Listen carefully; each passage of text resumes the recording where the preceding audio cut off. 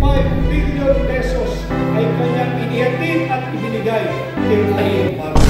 In case of death, permanent disability, removal from office, or resignation of the President, the Vice President shall become the President to serve. Ngayon naman mga kasama, ibibigay po natin ang susunod na ating panauhin at siya magtatalumpati ngayong araw na ito mula sa hanay at tinig ng hakbang ng maiso. Walang iba kung hindi ang People's Senator Atty. Ben Rodriguez!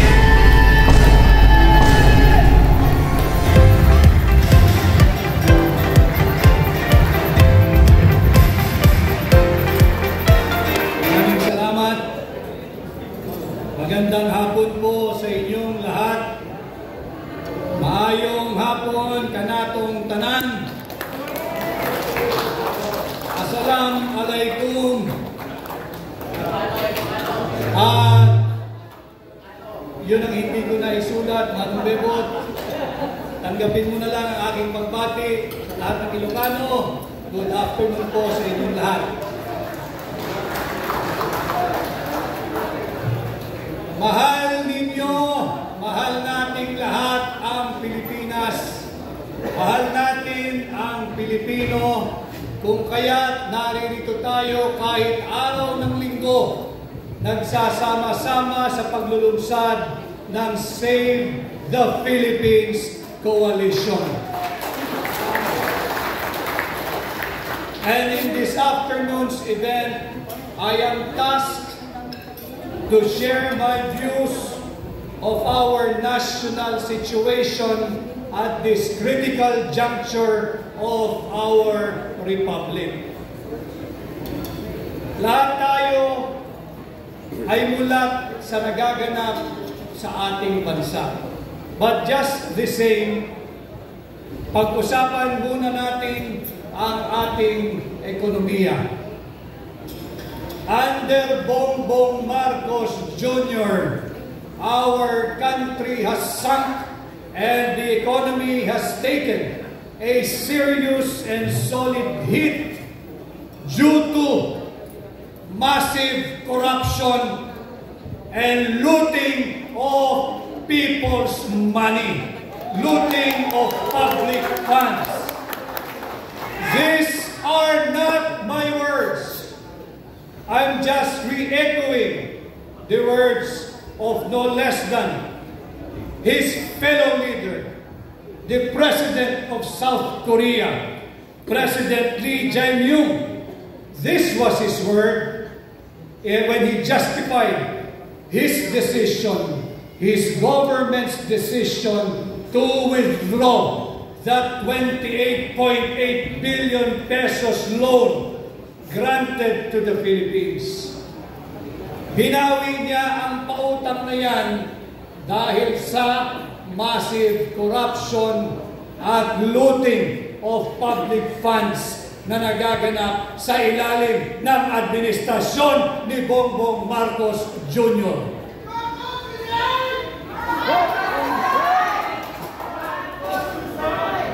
The value of our peso has sunk and has fallen in its lowest level and still stands at 59 to $1.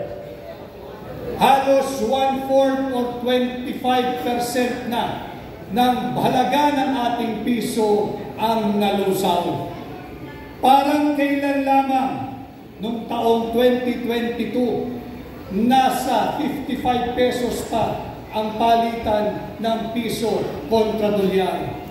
Matapos lamang ang 3 taon ni Bongbong Marcos, nasa 59 pesos na ang halaga ng palitan ng piso kontra dolyar.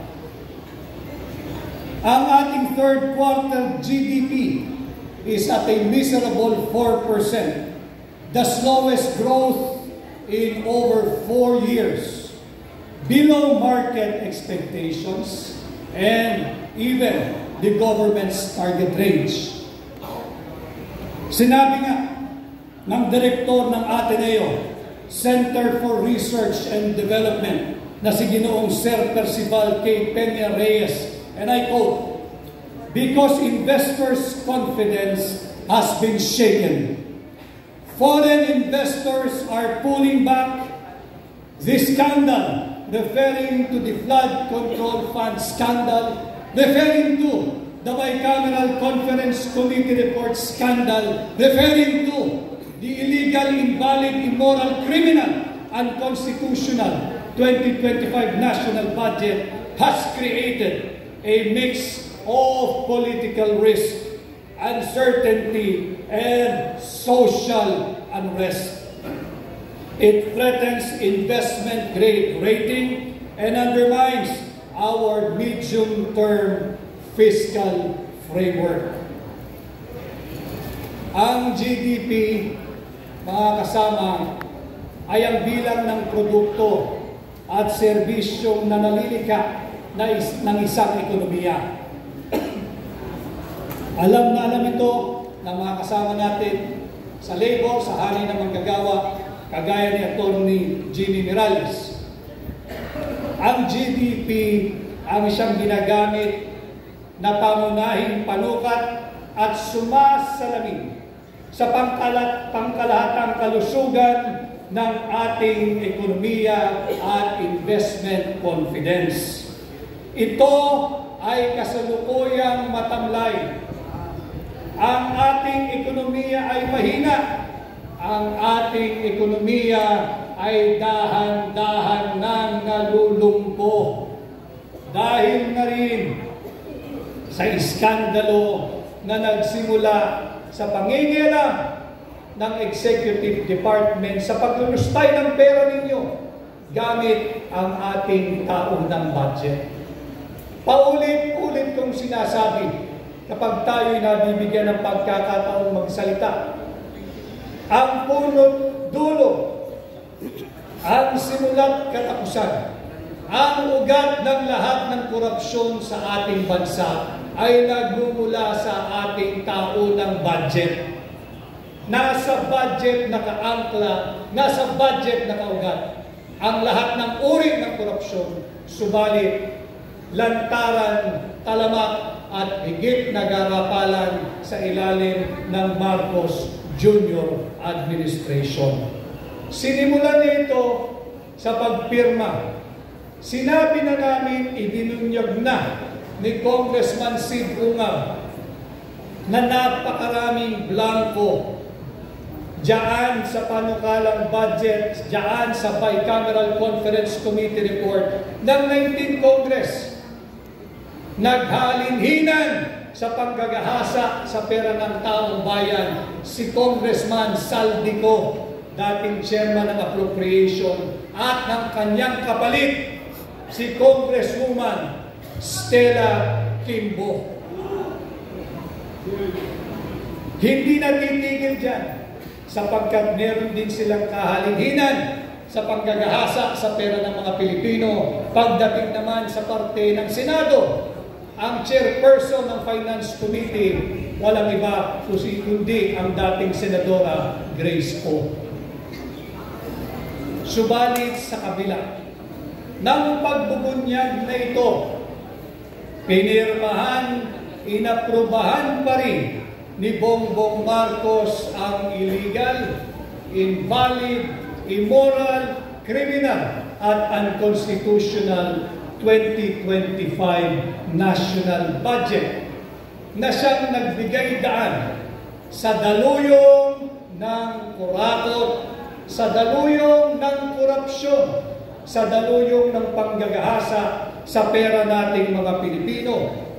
Linulustay gamit ang flood control funds anomaly, gamit ang ghost flood control projects, gamit at ang pang-aabuso sa social at health funds, gamit ang sikat na ayuda. Ang tawag ay AIX, ang tawag ay AKAP, at kung ano pa. Wala naman silang naidulot na buti sa ating ekonomiya. Ito yung ginagawang pambubudol na justification ng Marcos Jr. administration. Nila, bakit ninyo tinututulan ang AKAP, ang AIX, ang ayuda? Ito'y ayuda ibinibigay sa ordinaryong tao upang humigit ang pag-ikot ng ating ekonomiya. Buti sana kung ganun ang naganap. Subalit, kagaya ng aking sinasabi, ang pagkakaunawa pala nila sa AKAP ay ang kakapal ng aming pitaka at binulsala ang perang dulot ng ayuda. Ang ating approved foreign direct investments, ito ay bagsak na rin sa halos 50% dahil pa rin sa iskandalo na kinakasungkutan mismo ng Pangulo ng Republika ng Pilipinas, mismo ni Bongbong Marcos. Sino makakalimot sa naging tahasang pahayag ng kanyang dating tauhan, ng kanyang bataan, ang kanyang chairman ng appropriations? 25 billion pesos ay kanyang inihatid at ibinigay kay Bongbong Marcos. Bukod pa riyan, ang 100 billion pesos na insertion ng tanggapan ng Pangulo. Hindi tama ang paggamit sa pondo natin mga Pilipino.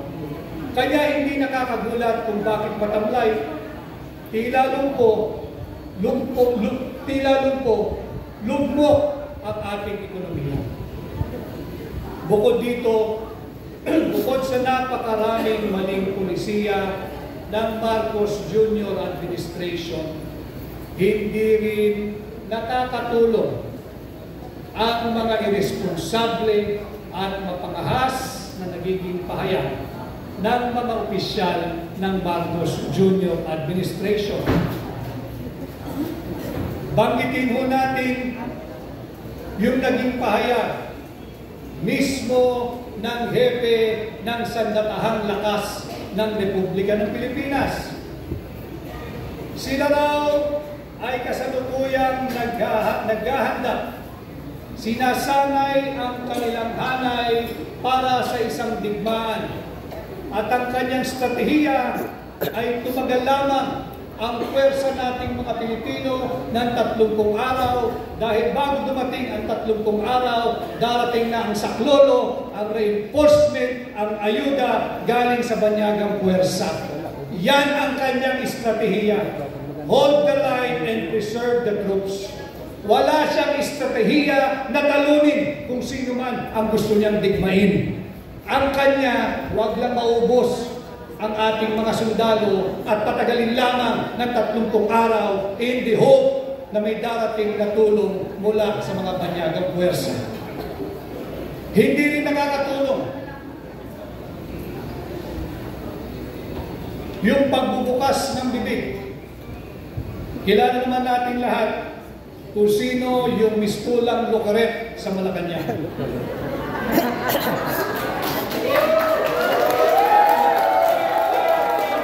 And we have all the right to call her out because sweldado ka ng mamamayang Pilipino. Kung ayaw mong makuna at kunahin, lumipat ka sa pribado. Subalit hanggang ikaw ay empleyado ng gobyerno, may pananagutan ka sa ordinaryong Pilipino. Marami akong nakilala ngayong hapon na pinatutukuyan nila. Binabansagang destabilizers. Kailan pa naging destabilisasyon ang pagsabi ng Marcos resign? Marcos resign! Marcos resign! Marcos resign! Marcos resign! Marcos resign! Marcos resign! Ang resignasyon ay isang kinikilalang pamamaraan upang magkaroon ng vacancy in the office of the President. And therefore, death permanent disability, removal from office, or resignation. Kung ang saligang batas ay kinikilala ang resignation, paanong naging destabilisasyon ang pagsabi ng Marcos resign? Marcos resign! Marcos resign! Marcos resign! Marcos resign! Itong mga maling polisiya, coupled with reckless pronouncement from senior officials of the government, does not inspire confidence to both local and foreign investors. Ang totoong destabilizer, ang totoong destabilisasyon ay ang corruption at drug addiction. If this administration feels some degree or to a great degree of instability in their governance, huwag na silang maghanap ng sisisihin. Nasa loob ng Malacanang ang nagiging ugat ng destabilization. Uulitin ko, corruption and direct testimony, no less than by the presidential sister regarding drug addiction, is destabilization.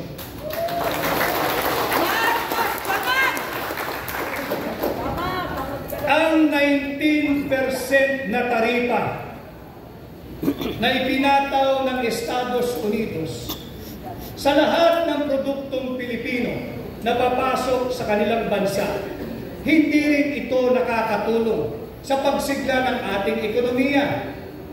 19% ang ipinapataw na taripa, samantalang 0% ang sa Estados Unidos. Yan ay produkto ng pagiging tough negotiator.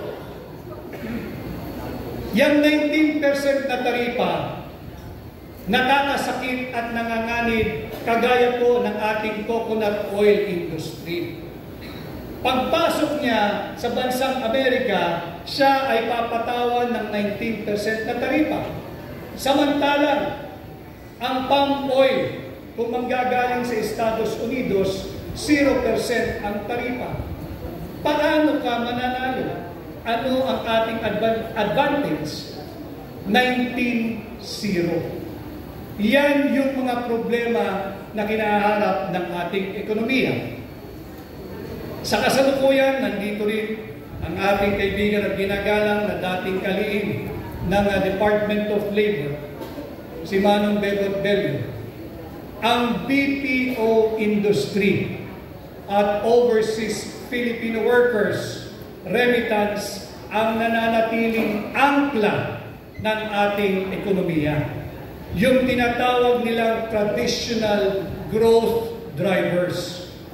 Noong 2024, last year, ang BPO industry at ang remittance ng mga Filipino workers at Filipino migrants combined ay umabot ng $76 billion.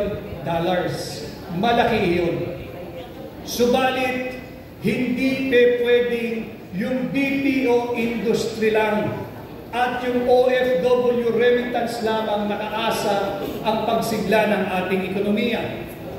Bukod sa 38 billion na contribution, dollars po ito ha, $38 billion contribution ng BPO industry, nakapagbigay din ito ng direct full employment sa 1.8.2 or 1,820,000 Filipinos ang nabigyan ito ng full-time workers.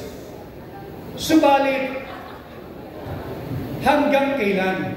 Hanggang saan? Sinabi ni dating NEDA Secretary si Dr. Carl Kendrick Chua, pahina na ang BPO industry. Nanganganib din ang BPO industry sapagkat nariyan na yung pagsulpot, yung pag-introduce nung tinatawag nating AI or Artificial Intelligence. And it's just a matter of time. I hope not very soon. Mawawalan ng trabaho ang marami sa ating mga kababayan na nagmumula sa BPO industry o BPO sector. Wala tayong magagawa, hindi natin mapipigilan. It's just a matter of when, because AIs or artificial intelligence are poised to take over their employment. Ang OFW, maraming salamat sa inyo. Ang ating mga migrants sa inyong remittance. $38.4 billion last year. Malaking suporta ito para mapanatili ang sigla nung tinatawag nating domestic consumer spending. Subalit, hindi nga po nakakatulong yung mga irresponsableng pahayag ng mga senior officials ng ating pamahalaan. Naghahanda, hinahanda, nagsasanay ang ating sandatahang lakas para sa isang digmaan. And in all probability, the Chief of Staff of the AFP was referring to our superpower neighbor, China. Kawawa naman ang ating mga kababayan OFW. Kawawa naman ang kanilang pamilya. Kawawa naman ang ekonomiya ng Pilipinas. Bakit kanyo? Hindi kinakailangan magpaputok ng China kahit isang bala para higit na lumpuhin ang ating ekonomiya. Mabutos lamang ang gobyerno ng China. Itigil na ang employment ng lahat ng Pilipino sa Macau, sa mainland China, sa Hong Kong, sa Guangzhou, at kung saan-saan pa. At sila ay i-deport na sa Pilipinas. Paano ang kanilang pamilya? Paano ang ating ekonomiya? Bukod dyan, naghahanda ang ating sandatahang lakas para sa isang napipintong digmaan. Paano kung ipag-utos ng China sa kanyang mga korporasyon, bawal na kayong mag-export ng kahit anong produkto papuntang Pilipinas. And today, ang number one source of our imported products, ang bansang China pa rin. Kaya kung meron tayong problema dito sa loob, sa ekonomiya, dahil na rin sa maling polisiya ng pamahalaan at masyadong mapangahas at irresponsableng pahayag ng mga opisyal nito. Meron po sana tayong pagdungtong dito sa BPO at sa mga remittance ng OFW. Ano po iyon? Yung ating tourism industry. Subalit, lumpo din ang ating turismo. Meron po tayong tinatawag na very young and dynamic population na maituturing best comparative advantage ng Pilipinas. Subalit, ano ho ang nangyayari sa ating turismo? Kulilat na po tayo sa Southeast Asia. 2 beses tayong nagpalabas ng advertisement sa CNN. Tinanggal din. Bakit? Kinopya lang pala natin yung mga larawang ipinakita doon at hindi naman pala sa Pilipinas. Anong sinabi? Narinig ba kayo, lalo na yung mga kasama natin sa Cebu, narinig ba kayo na humingi ng paumanhin ang kalihim ng Department of Tourism sa napaka-nakakahiyang plagiarism? Ito yung mga maling polisiya. Kaya hindi sila kinakailangan tumingin sa malayo at maghanap ng masisisi kung bakit lugmok ang ating ekonomiya. And again, we will all go back doon sa aking simula. This is the effect, this is the consequence of incompetence, of massive corruption, of looting of public funds. Dinagdagan pa ng panibagong dago yung open, public, and direct testimony ng kapatid ni Bongbong Marcos na siya ay drug addict. Hindi nakakatulong ito sa reputasyon natin bilang destination haven ng mga mamumuhunan ng mga mangangalakal. unless and until the Marcos Jr. administration will learn what most Filipinos have learned, albeit involuntarily. Ano po yan? Fiscal discipline, prudence, austerity measure, at belt-tightening. The economy of our country will only get worse before it gets better in the next administration. So, ladies and gentlemen, you have to brace yourself and your family for tough times ahead. Pagdating naman sa usaping politikal, alam kong mulat kay lahat sa nangyayari sa ating bansa.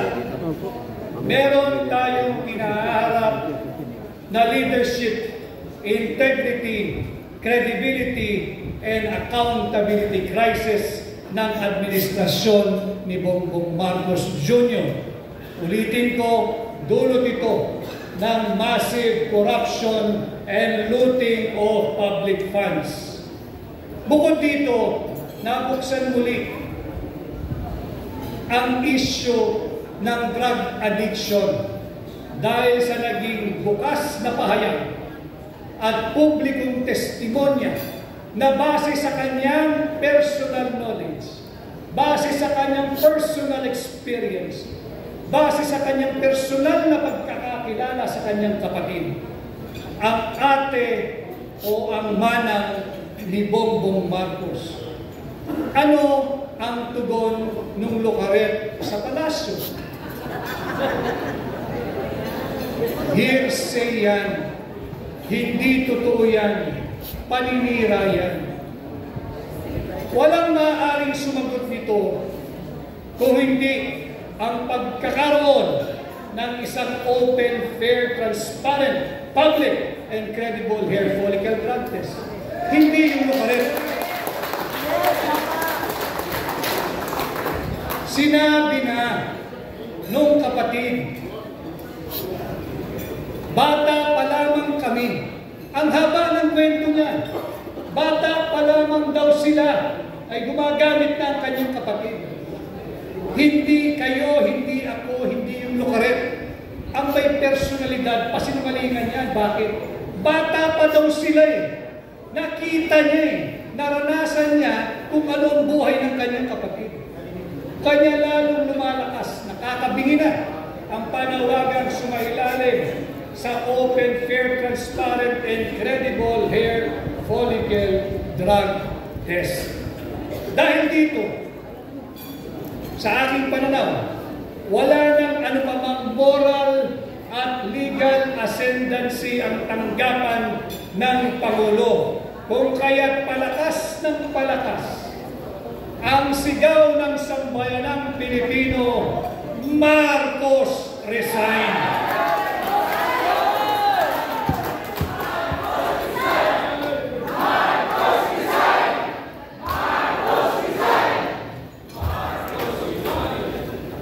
At habang lumalakas ang sigaw na yan, lumalakas din ang nerbiyos ng mga alyansa na once upon a time ay hindi natin naisip na magsasama-sama, na ngayon ay isang organisado, well-oiled at well-funded machinery, discrediting no less than the office of the Vice President, discrediting Inday Sara Duterte.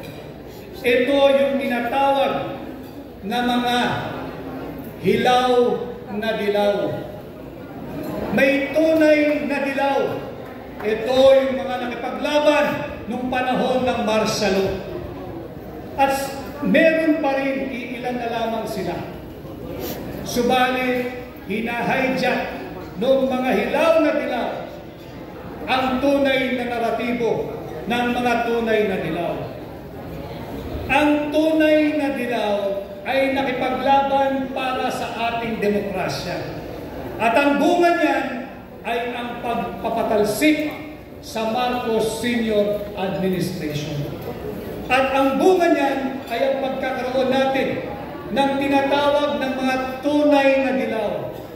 na Cory Aquino Constitution, the 1987 Constitution. Sa mga tunay na dilaw, yan ay sagrado.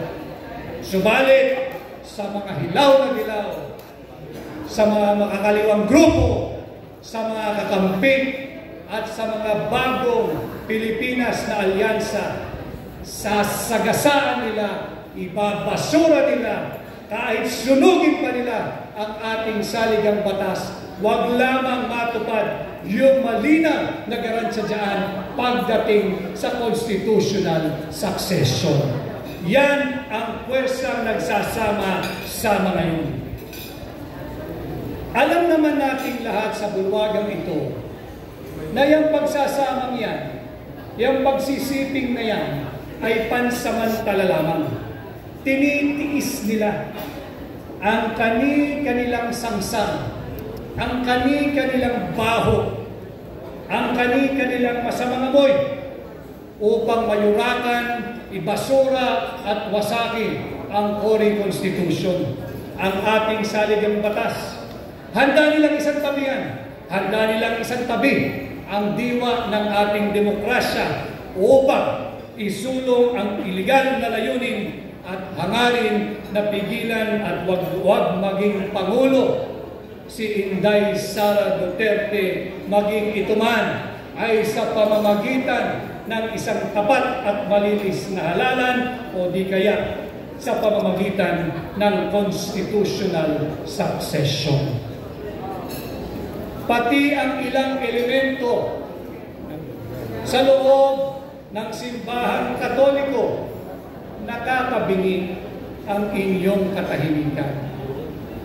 Lantaran na ang isyu ng korupsyon. Lantaran na at bumalik-mulik ang isyu ng drug addiction. Ang drug addiction ay hindi lamang krimen. Ito'y isang brain disorder. Sakit sa pag-iisip na naglalagay ng maraming katanungan kung tama pa ba ang disposisyon at desisyon ng taong muling pinaratangan at pagbibigay ng testimonya mismo ng kanyang kapatid na siya ay mayroong problema sa drug addiction. Hindi po simpleng bagay ang usapin yan. Bakit? Nakasaad sa ating saligang batas, Article 3, Section 7, the right of the people to information on matters of public concern shall be recognized. Hindi ba public concern ang katanungan kung drug addict ba ang Pangulo o hindi?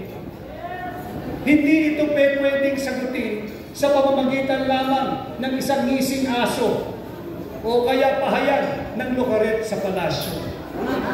Ang tugon dito, hair follicle drug test para matundukan ang isyong ito. Ito yung paulit-ulit na isinisigaw ng mamamayang Pilipino. At idugtong natin dyan sa Article 3, Section 7. Dalhin ko kayo sa Article 7, Section 12. Ito ay mahalaga. Nakasaad sa Article 7, Section 12. In case of serious illness of the President, the public shall be informed of his state of health. Again, drug addiction is considered both a complex brain disorder and mental illness. Ano ang lagay ng kalusugan ng Pangulo? May katotohanan ba ang naging testimonya ng kanyang sariling kapatid, nakakatandang kapatid, ng kanyang manang na kanyang ate, na siya ay may problema sa drug addiction? Dapat ba nating paniwalaan na walang basihan ang naging testimonya ng kanyang kapatid? Kamusta ang kanyang mental health? Nasa tamang kaisipan pa ba ang Pangulo? At dapat bang pagtiwalaan ang kanyang mga desisyon, disposisyon at pahayag?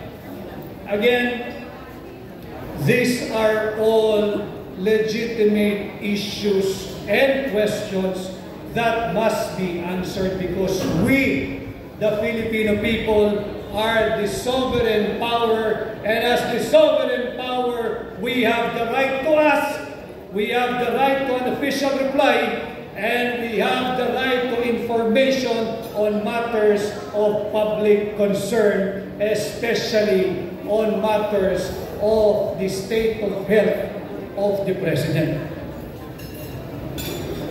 Kaya ho natin binabanggit ito sapagkat ang dami na rin usapin patungkol sa ating independent foreign policy. Kasi nga ho, ang drug addiction ay isang problema sa pag-iisip, mental health issue. Kaninong foreign policy ba ang ating isinusulong? Foreign policy ba at interes ba ng Pilipino o ng ating mga banyagang alyado?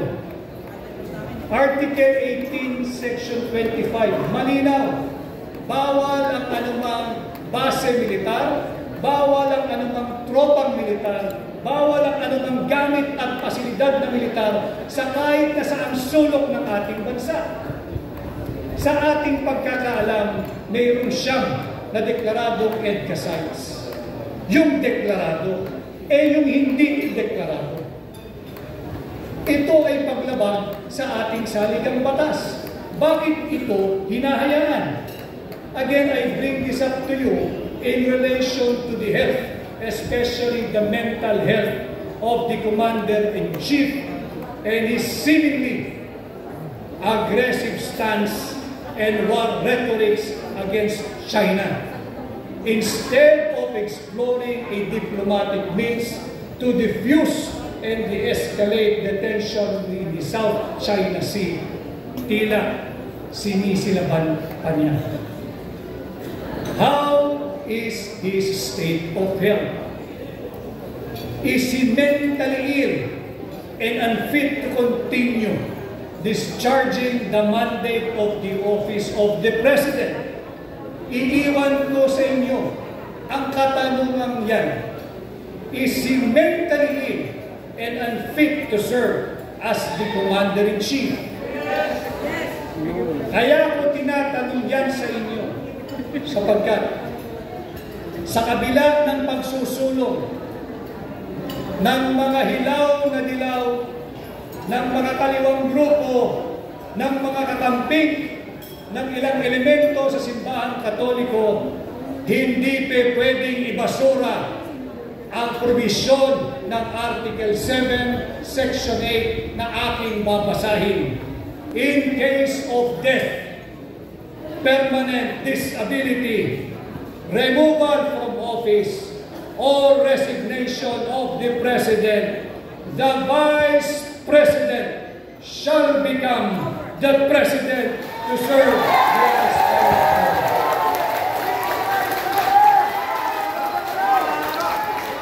Iiwan ko sa inyo ang mga katanungan iyan at iiwan ko sa inyo ang mga provision yan ng ating saligang batas upang huwag tayong pumayag na yurakan, tapakan, ibasura at sunugin ng mga grupong ito ang ating saligang batas. And this, ladies and gentlemen, is how I view from where I sit our current national situation. Maraming salamat.